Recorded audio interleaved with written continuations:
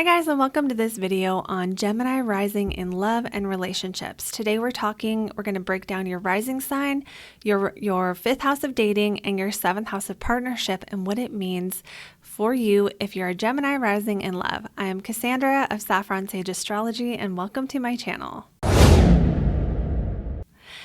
So for Gemini rising, first of all, the way you meet the world is you are curious about it.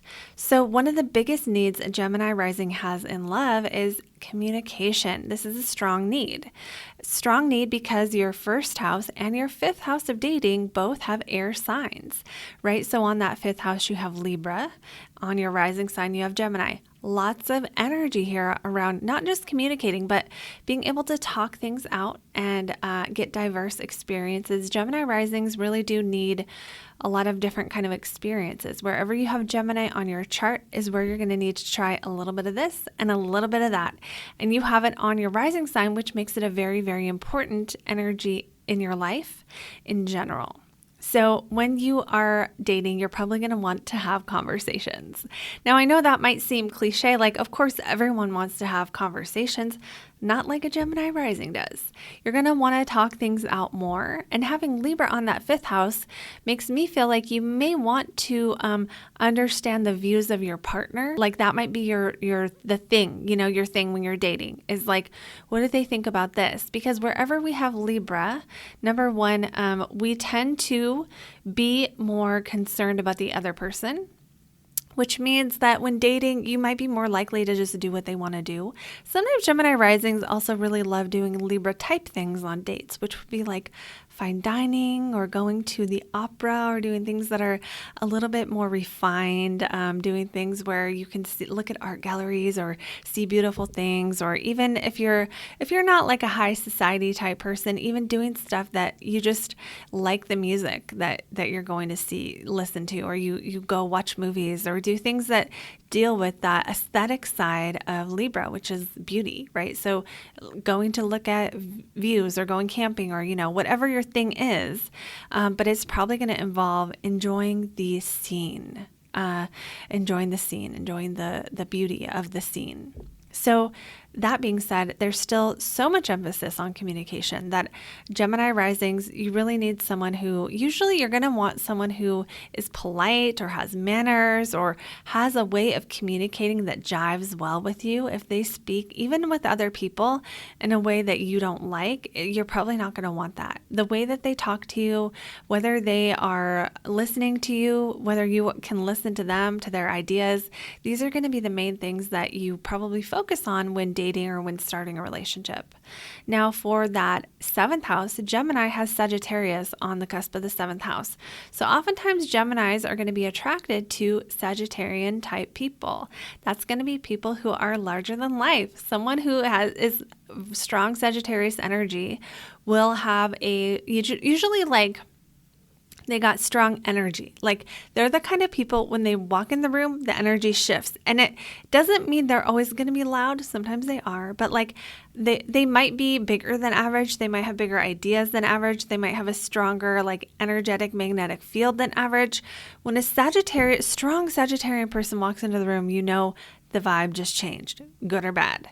So you may be attracted to that kind of people. You could also be attracted to foreigners, people with philosophy degrees, people who think and talk about the meaning of life, or people who have had different experiences than you and who can share with you their travels or their different jobs they've had, or, all the different life experiences they've had. And there's a joy in that usually for Gemini because of that natural curiosity.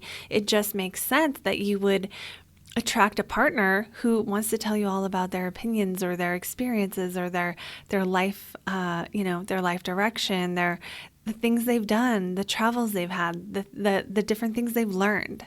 And so that's really common for Gemini rising to want to be with a Sagittarius type person.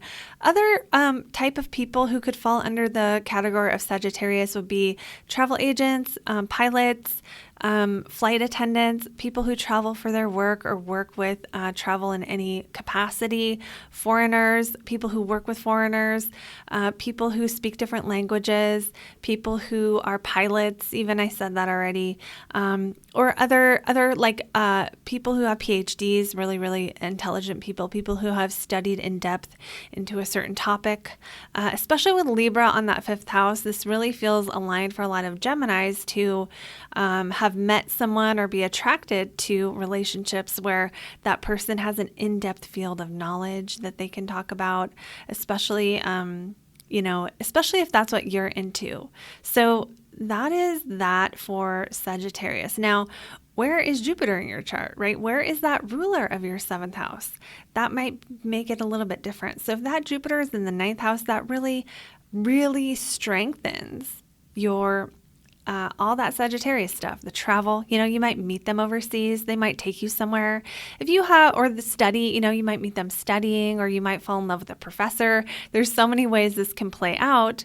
But let's say that that Jupiter is in your first house of identity. Well, someone with their seventh ruler, their partnership ruler in their first house, will actually identify themselves as with their partner. So that's going to change the flavor of it a little bit, where, once you're in a relationship, you become their wife or their husband, their boyfriend, their girlfriend, etc. And that's how you see yourself. Now, this isn't good or bad, but oftentimes people with that seventh ruler in the first, they're going to have more challenges with who am I with or without a relationship. Those will be energies they have to really look at, or don't have to, but those may be energies that play out in their life. Now, let's talk more about that fifth house being ruled by Libra. Well, that Libra is ruled by Venus. So then we're going to look to where is Venus in the chart. So let's say you have Venus in that fifth house. Well, you might put more focus in relationships on the dating phase. You might be more interested in dating than marrying, at least for a certain time in your life. You may find that, fifth ruler in the fifth is just a strong indicator that dating and sex and romance is going to be more important to you. Let's say that fifth ruler is up in that ninth house. Well, since you already have Sagittarius on the seventh house, this again strengthens that, emphasis with relationships and the meaning of life being connected. So it's like you might want a partner who helps you understand the meaning of life, or you might find that you feel your life has meaning when you're in a relationship, or other things like that, or relationship activities and, things that feel meaningful to you are connected. You meet someone on a trip, on a eat, pray, love type trip, or you, meet someone and then you guys do a pilgrimage together and it's love and you go to all the temples. It could play out in so many different ways, but these are just some of the main energies that we're going to see for Gemini risings when it comes to love. A strong need for communication. Also, you really do need a partner who's going to listen to you or allow you the space to talk things out, because Gemini risings do tend to need, with Gemini, it's like you do need to have a little bit of this and a little bit of that. There's a need to kind of explore ideas and let them ruminate in your mind a bit, especially with Libra on that fifth house, and be able to talk things out without necessarily committing to a certain viewpoint, but just be able to talk about all the different viewpoints and not necessarily have to choose just one. Gemini rising, there is a little bit of a need for freedom and movement with Gemini. So you may need to physically move more. You may need to just get that energy out or be able to do different things throughout the day. So you wouldn't want a partner who's going to restrict your ability to think about different things, come up with different ideas, or be busy, because those are all things Gemini rising tend to need. Keep in mind that there's a lot more that can make this more specific, like the aspects to your Venus, your Mercury, or your Jupiter, which are going to be, Mercury's your chart ruler. Jupiter and Venus are the rulers of your relationship houses. We can look at the whole chart in terms of how, through the lens of relationships. So we can look at that second house of value. Well, what do you value in relationships? That third house in communication. What do you need in communication? The moon sign, the sun, all these things are super important. So if you want to go deeper on this, you can get my ideal love profile. Click the link below. It's a 10-minute video on your needs in relationships. And these are so helpful. There's so much more that you need to know that your astrology can tell you about love, and just outline it and what you need and what you don't need, what's compatible, what isn't compatible, and so on. So click the link below to get in on that. And thank you all so much for all your likes, comments, shares. Comment below too if you resonated with this video, if you felt it was accurate. I always love hearing from you, and I'll see you guys in the next video.